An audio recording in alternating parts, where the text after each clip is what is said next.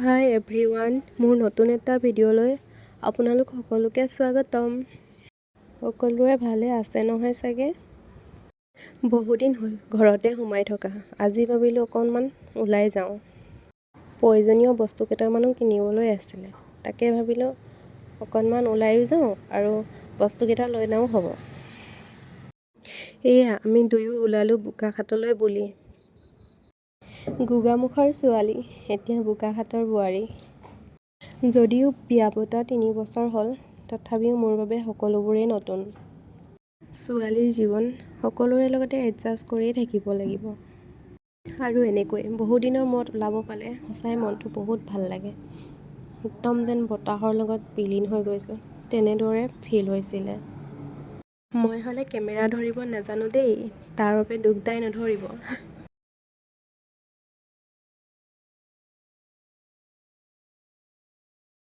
নতুনকৈ এইটো লাইনত আহিছোঁ, আপোনালোকে আগবঢ়াই নিব বুলি আশা কৰিলোঁ।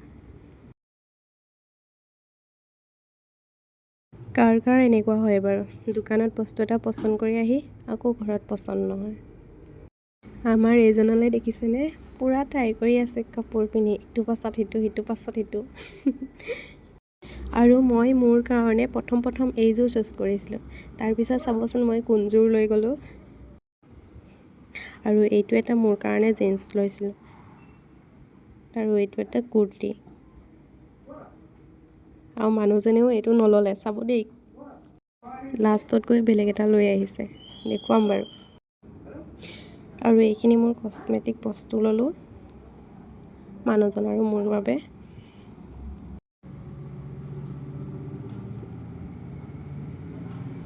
সৰু সুৰা আৰু বেছি দামী নহয়, সৰু সুৰাকৈ কিবা কিবি লৈ ল'লোঁ আৰু মানুহজনে এইটো টি চাৰ্ট পচন্দ কৰিলে লাষ্টত। মোৰ কাৰণে এইটো কুৰ্তি আৰু তলত পিয়ৰ কটনৰ নুনি কাপোৰ এযোৰ ল'লোঁ।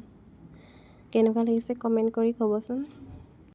লাষ্টত গৈ মোৰ এইযোৰহে পচন্দ লাগিলে আৰু এইযোৰকে লৈ আহিলোঁ।